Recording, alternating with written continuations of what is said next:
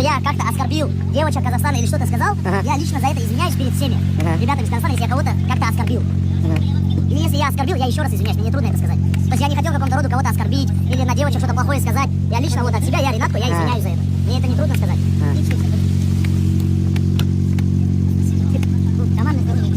Да ничего, брат, там чуть вышло, то, что, помнишь, когда говорили, там, тот написал, этот написал.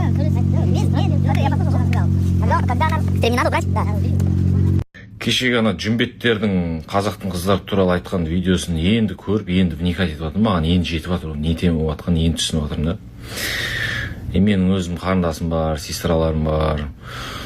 Соларға да тиіп кетіп, менің намысыма қатты тиіп кетіп жатыр да, жаңа айтқан әңгімелері ше. Қатты қаным қарай отыр. Мен білмейді екенмін оларды, олар сотта жүрді 15 сутка. Кім екенін білмеймін, стример ма, тиктокер ма, біреулер ғой, кім білет, аккаунттарын білсеңдер, мына видео мына отрезгін қырқып жіберіңдер соларға. Пацаны, еще раз на моей территории, в моей стране, на моей земле такое повторится, я вас ручной кладью отправлю. Лично я обещаю, что я ручной кладью вас отправлю, по частям домой поедете. Достарым, қазақтың қыздарына тіл тигізген Ресей мен Азербайжандық блогерлер қамалғаны жеткіліксіз бұлардың. Бұған қатаң шара қолдану керек. Лобачевскийде жатыр қазір. Лобачевский оның алдына қажет болса шығатын күн өзіміз күтіп аламыз, керек па өзіміз сол жерге адымыз задержанный болып арестке түсеміз, көттерін айырамыз бар. Бұларға просто так былай қоя салмау керек. Бұларға өзіміз кінәліміз. И бүкіл қазақтың қыздарын намысына тиіп жатыр да, бұлар саған қазақтың қыздары, қара көз қыздарымыз ойыншық емес. Өзге елден келдің ба, көтіңді қысып жүрсей шаңыраққа қара. И мына видеоға назар аудар. Девочки, бля, мынау маңқа, бля, сапляк қазақтың жігіті, мәңгүрт. Сен бля, кімсің сен бұл жерде бүкіл қазақтың қыздарын атынан сөйлейтін, девчонок, дохера, басқа алып келем деген сияқты. Сен кімсің сен, бля? Сен сондай әңгіме айтып тұрғаннан кейін, конечно, ол ойына келген айтып жатыр. Намыстарың жоқ та. Намысы бар қазақтың жігіттері бар, бірақ намысы бар жігіттер баратын болса, аяқ қолын сындырады да мыналарын. И дальнейшем солар сотталады да. Нормальный, здравый, мықты жігіттер бар, намысы бар қазақтың батырларының біразы түрмеде жатыр қазір негізі. Әрине, одан кейін өзге ұлттар білген істейді да. Сорлы, бля, кім олар? Қарашы, ентігіп кетіпсің оларға бару үшін, сорлы, бля. Қазақтың намысын не қылды? Қазақтың жігіттерін бәрі осындай деп ойлап қылады да. Қаз, бля, мразь. Молодой тиктокер. Қазсың сен, тиктокер емессің сен. Мразь, фотоға түсу үшін қара.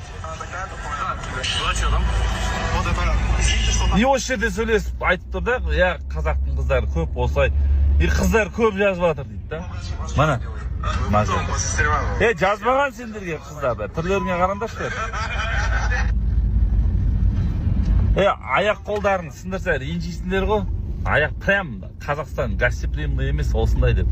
Қазір Лобачевскийға любой бір 2-3 бал аламыз да, адым задержанный өзіміз түсе саламыз. Лобачевскийға сен қамалып жатқан жерге, сол жерге барамыз да, көттеріңді айырамыз.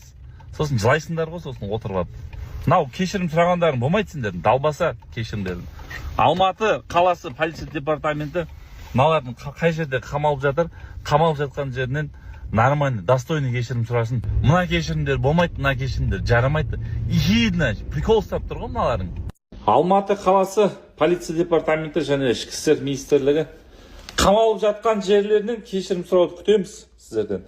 Обычно қазақтың жігіті бір нәрсе істеп қоятын болса, боқтап қойса, кешірім сұратып видео түсіріп атасыңдар ғой. Ойбай, кешірім сұрайын, мынандай деп. Бұлардан да сондай видео сұраймыз. Кешірім сұрасын, достойный сұрасын, кешірім сұрасын. Сұрамай ма жақсылық күтпесін. Ескерту бұл. Бұл қорқпаймыз заңнан, басқадан. Сотталсаң, сотталасың. Сотталатын болсаң сені битіп күтіп алады, сотталған жерінде. И мына бауырым дұрыс айтады, жазған азамат. Неге дәл осындай пайдалы контенттерді қолдамайды? Неге жаңағыдай сайқ мазақ, күлкі, бір бәле, прикол өтпейтін сондайларды қарап, сондайды қолдайды да. Сол сұрақтар туындайды. Ты Казахстан все отметил. Реально? Да. В Инстаграме написал, есть что-то? Буду эксти гулять. Я пиздец как не буду спать. Вот просто локацию кинь. А я уже кинул. Да, и что, охрана, ребята, есть, понял? Да, Мы всё им сейчас нормально. скажем наши параметры. Уже тренируется. Бұл ресейлік блогерлар қазір Алматыда қамауға алынды. Неге десеңіздер, өздеріңіз көріп отырсыздар. Тікелей эфирге кіріп алып, жігіттер мен астына Қазақстан деп жазып қойдым. Қазір неше түрлі қазақтың қыздары келеді. Біреуін қазір төсекке жатқызып алып бүйтеміз. Біреуін батарейкаға тақап алып сөйтеміз. Қазақтың қыздарын барлығымыз итереміз деп ашық тікелей эфирде Қазақстанға келіп алып, қазақтың қыздарын ары мен намысын таптап жатыр жерге. Сол үшін олар қамауға алынды, ертең Қазақстаннан Ресей Федерациясына депорт болады дейді. Оларға не только депорт, мына біздің Нұрлан Сабуровқа тоже 50 жылға запрет қойып тастады ғой Россияға. Тоже соларға да 50 жылға запрет қойып тастау керек.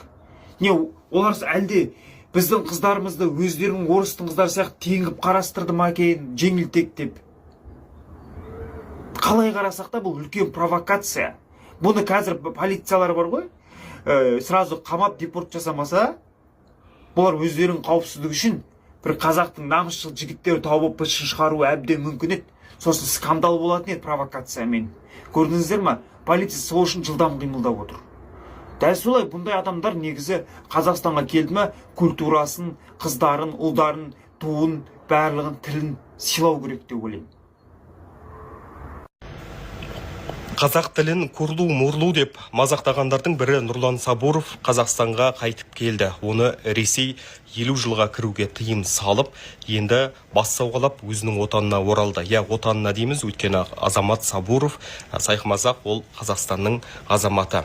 Дегенмен осыған дейін Нұрлан Сабуров Қазақстанға тек қана тойға, ішіп жеуге, мерекелік шараларға келіп кететін, ал оған дейін Қазақстанды қажет еткен жоқ. Енді басына үскенде отан оған керек болып жатыр. Иә, біз отан бәріне ортақ, қызғанбаймыз, аралайда өзінің ана тілін күрлу-мұрлу деп мазақ қылып, өзінің ұлтынан безінген, жерінген, қазақ тілін мүлдем білмейтін өзінің подкасттары бар. Сонда осы Нұрлан Сабуровты, Азамат Мұсағалиевті, мына шатаспасам дағыстандық әзілкештер, орыстың әзілкештердің өзі мазақ қылған. Сен қалай өзің ана тіліңді білмейсің? Мен білем, орыспын.